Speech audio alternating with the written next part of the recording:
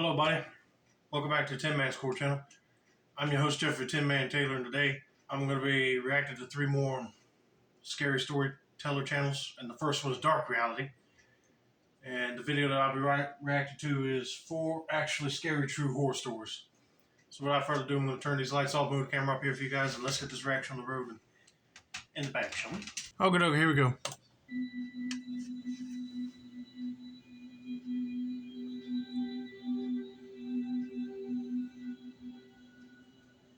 At the time of this story, I was 14, Okay. and I had developed crippling anxiety and depression. All I'll say is that I was, and still am, very vigilant about my surroundings. On this day, I had planned to stay the night at a friend's house. I had never stayed at her place before. It was always mine. For you to understand this story, I need to explain the layout of this house. It was located on a sloped hill, and when you drove down a steep road, the first part of the house you would see was big and expansive, resembling an old mansion. If you continued driving down, you would be met with 2 semi-separated buildings. Both were small and run down. When I say small, I mean one of them was just a bedroom, and the other was a bedroom with a small bathroom and kitchen. Oh, wow. I heard you say mansion. I would think that would be big, but if it's small like that, person didn't spend a lot of money into building it, that is. But yeah, when you're a teenager, sometimes you might get into a little anxiety, depression issues, depending on what's going on in your life. But you should try not to let it control your everyday activities. But anyway, let's continue. There were no doors inside, just a piece of cloth or beads to separate the bathroom entrance from the kitchen. Right. My friend's room was the bedroom, and her mom lived in the other section with the bathroom and kitchen. The landlord of the property lived in the main house, the big mansion. It was located in the middle of the woods, and when I say that, I don't mean it lightly. I mean all you could see was expansive Australian forest. Australian rainforests are incredibly dense, and if you tried to walk through, you would most likely receive some type of bite, whether that be a spider, ant, leech, etc. Well, believe me, I definitely don't want to be in the woods in Australia at night because I don't want to get bit by a venomous spider, like you mentioned. But I got confused on when they were talking about the mansion part earlier in the story because I was thought that their friend was living in a mansion, but no, they're living in like a guest house, and the landlord is living in the big main mansion house. But that is cool that you're staying next to one with your friend and her mom. I'll cut to the first thing that happened. My friend and I had walked into her mom's flat and called out for her mom. She was in the bathroom, and as we walked past a small window, I heard, "Yeah?"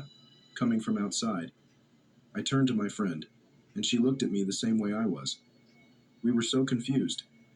If her mom was in the bathroom that was right in front of us, why did we hear a male voice coming from right outside? We brushed this off as not to scare ourselves and continued having fun in my friend's room. Yeah, that would be kind of crazy because you're calling out for your mom. She's in the bathroom, and she would have answered, but a male responded. They didn't say, "Hey, man." They said, "Hey, mom." For a little more context, the landlord used half of her room as storage and blocked off the back section of the room with a tall shelf and a divider. There was a huge glass sliding door at the front of her room, and in the blocked off back section, there was another door. You couldn't get to that door unless you squeezed through a section outside. Now, skipping forward a little to nighttime. My friend and I had to go to the bathroom, so we slinked out of her room and walked to her mom's flat. Her mom was fast asleep. We used the bathroom as quietly as possible, and then exited. Right. As we were making the small walk back to my friend's room, we saw something out in the woods. A pair of eyes, looking directly at us from behind a tree. Oh, heck We no. panicked and froze. I pulled out my phone and took a photo before we sprinted back into her room, locking the glass door behind us and drawing the curtains. It's not a reach to say we were already freaking out. We looked at the photo, and sure enough, when I brightened the image, there was what looked to be a man staring at us from the dark woods.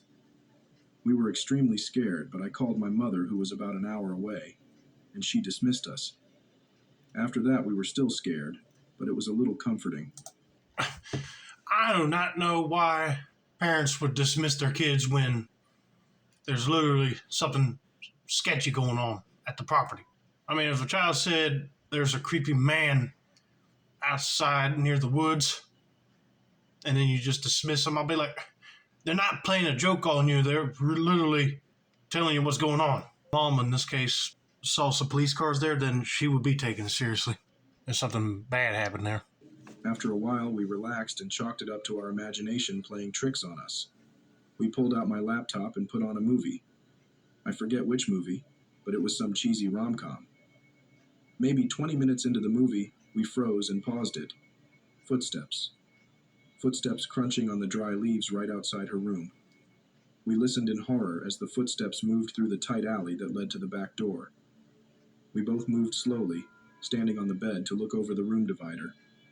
Our eyes were locked on the back door, and after a moment of complete silence, it turned. The doorknob wiggled slowly before it became faster.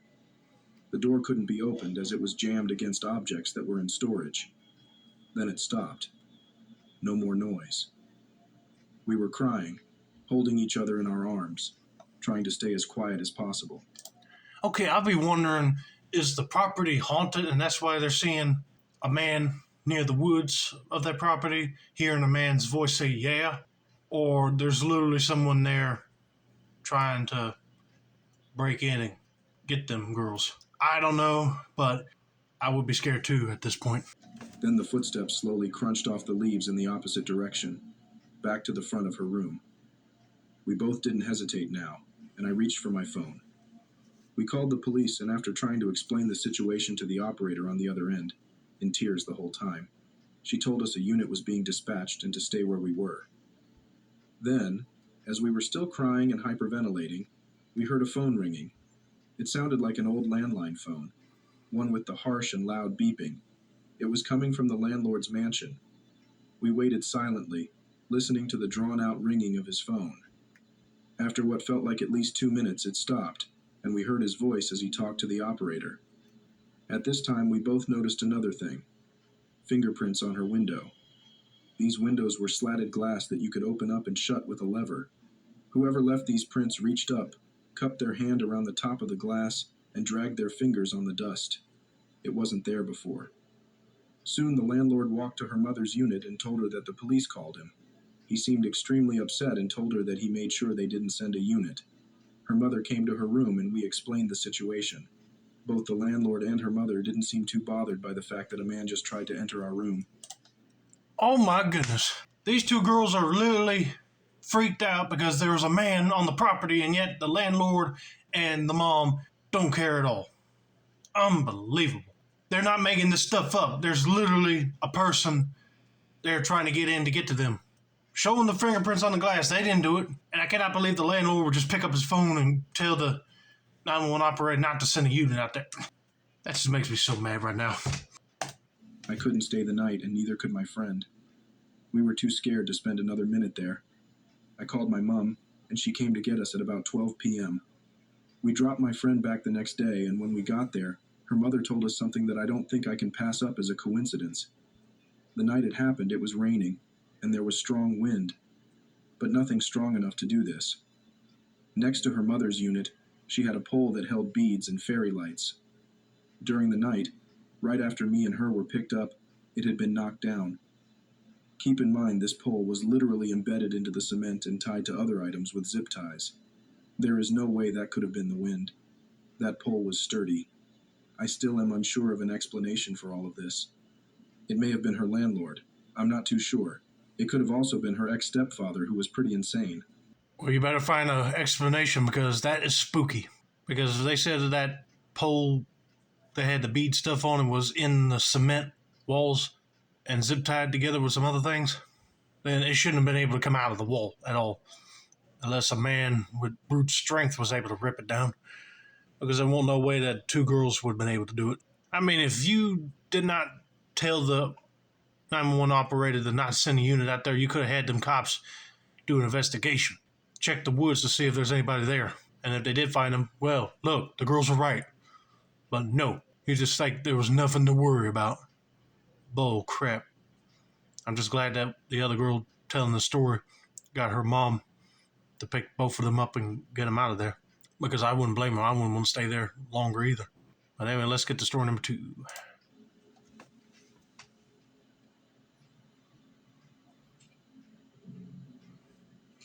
Hello, my name is Alex, and here's my story. At the time, I was in my old bedroom, which was basically one of the smallest rooms in the house. I am now in a new bedroom, this one way more spacious.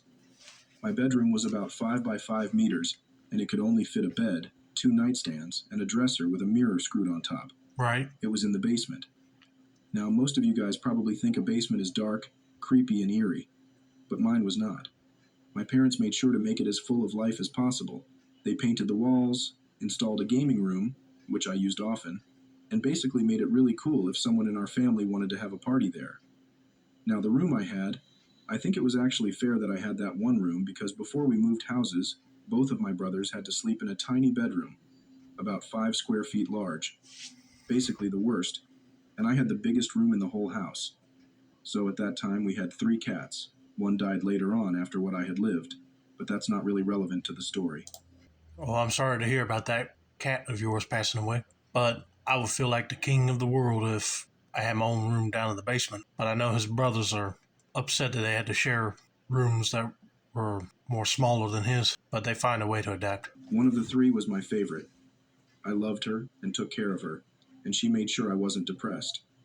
Sometimes, we would just let her go outside during the night, and I would let her go in sometime when she scratched on my window. She still does it to this day. I was an insomniac, and I never slept well. My parents knew about it, so they decided to get some melatonin pills to help me sleep.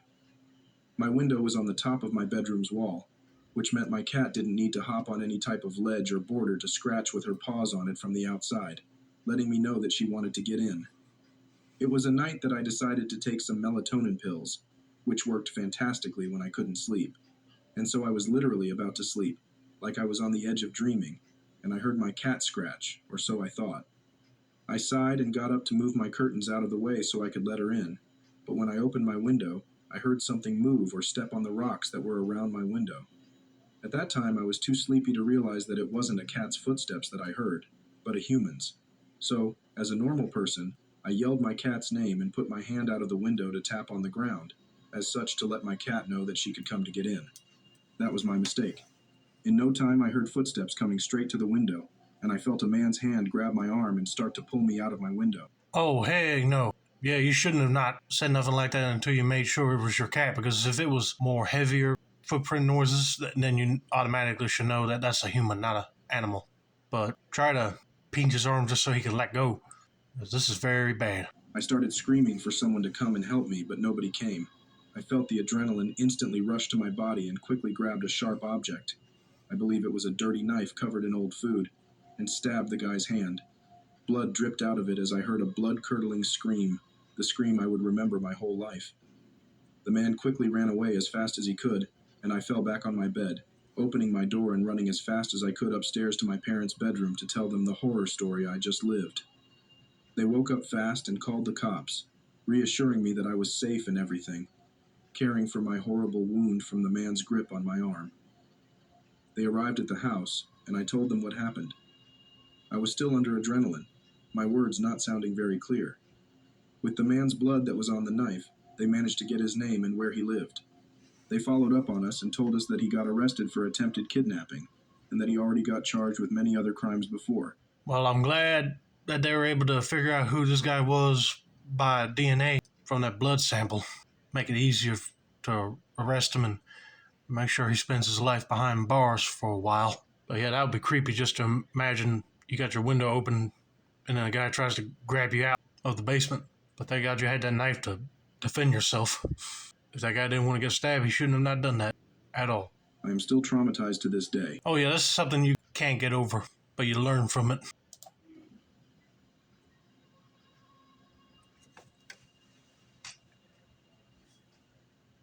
This happened a long time ago. I was a petite and small girl, only about 18 or 19 years old, and I worked at a junior food store in Kentucky. Okay. There were a couple of incidents that happened to me in the short time I worked there. I have several other stories, but those are for another time. And to be honest with you, I never even heard of a junior food store. They're probably all closed up by now, but anyway, let's continue on with the story and see what happens. The store was somewhat isolated, and I was left all alone for most of my shifts. Right. My manager, who happened to be married, and another employee who happened to be my manager's best friend, would leave to meet with their boyfriends. Some of my duties consisted of sweeping the parking lot and measuring the gas after closing at midnight. I hated doing this by myself. There weren't any other businesses open anywhere close to me. This was back around 1984, so of course there were no cell phones. I was very naive at the time. One night I received a phone call from a man asking if we had any Playboy magazines. I informed him that yes, we do have Playboy and a few other magazines. He asked me who was the centerfold in the Playboy. The phone I was using was a cordless phone at the time. I politely told him to wait just a minute. I looked in the magazine and told him the name of the model. He then asked me if her private area looked juicy. I froze and hung up on him. Oh, heck no. I mean, if somebody asked if they had Playboy magazines and you say, yeah, you do, I mean, that should have been in the conversation because they probably wanted to come up there and buy one or two. But then when you are asked the model's name and then the guy says her private's juicy, I mean, I'll be hanging up too because that's just gross. And plus, she's a female. She would take that offensively. You could tell that to yourself when you get the magazine. Golly. Thank goodness he didn't call back. It scared me so bad, and I really felt like an idiot for even looking the centerfold up for him. The second incident was a lot scarier than the previous one. When I was hired, I had been instructed to call the police if anyone stayed out in the parking lot for more than 15 minutes. There weren't many people that came into the store after dark, and that night I was scared for my life. It was no different. I had completed my duties at the time, and I was just waiting until I could close the door and go home. A man pulled up right in front of the door in a light-colored car. I have never been able to distinguish the make and model of any car. I waited for him to come in, happy that someone would break the silence of my shift. I could see him as I stood by the cash register. He was leaning over, looking at himself in the rearview mirror. He continually wiped his face with his hands. I couldn't see anything on him from where I was standing. I immediately got a really bad feeling about what he was doing. When he had pulled up, I had glanced at the clock, and time crept by as I watched him wipe his face over and over. I'd be like, okay, that'd be a little bit weird. A person should only wipe their face down for like a minute, at least. And this guy is doing it way longer than that. Red flags will be going off my head. If they stay in the parking lot more than 15 minutes, dude, like your boss says, call the police. I waited 15 minutes and then called 911 and told the dispatcher about the situation. In no time, 2 police cars pulled up and confronted the man. I watched them handcuff him but didn't see anything else due to the fact another customer came in to buy some gas. It seemed like forever before one of the officers came in to thank me for calling them and to ask if I was okay. What he told me next made a shiver run through me, and my blood ran cold. He informed me that the man had been wiping blood off his face and there was a huge butcher-type knife with the handle broken off, and it was covered with blood as well. He said the man appeared intoxicated, and since his car was running, they arrested him for driving under the influence. The officer added that they had contacted his family and everyone appeared okay. He added that they didn't know whose blood it was, but they would continue to investigate to see if they could find someone that he had apparently hurt or killed. I never heard anything in regards to the case. I realized that anything could have happened to me that night, and I quit shortly afterwards. And I don't blame you for that because you definitely don't want to run into more wackos like that. But just imagine a guy is not wiping his face down to make sure he's not dirty looking. He's literally wiping blood off and driving intoxicated. Alcohol and fuel rage don't mix at all. Must have gotten into a bad beef with somebody and decided to end them. But I'm glad she did call the cops and they arrested him. And now they're going to do an investigation to see what happened. But if he did delete somebody, I know he'll be in prison for a long time. But that would be creepy, just to find out from an officer.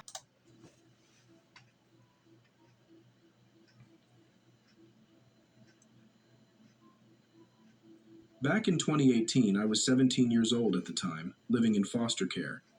The group home was situated on a busy street. Despite being in the city, we had a backyard with a basketball court, picnic table, and some grass at the very back. The whole backyard was surrounded by 2-meter-tall chain-link fences. There were houses to the right and left of ours. At the very back of the yard, on the other side of the fence, there was a public walking and biking path that stretched at least a dozen kilometers. This path would take you through a huge park along the water, to the beach, etc. It's a very popular area for people to visit. I was a regular cannabis smoker, although I was always very well put together for a teenager. The group home workers agreed to turn a blind eye to me as long as I didn't make it obvious. So on weekend mornings, I'd go for a walk to the park behind the house. I'd roll up on a park bench and smoke. One day everything changed. It was a weekend morning as usual at 7 a.m. I made my way to my favorite park bench. I'm sitting there, with my joint in my hands. It was quite windy, and it kept going out.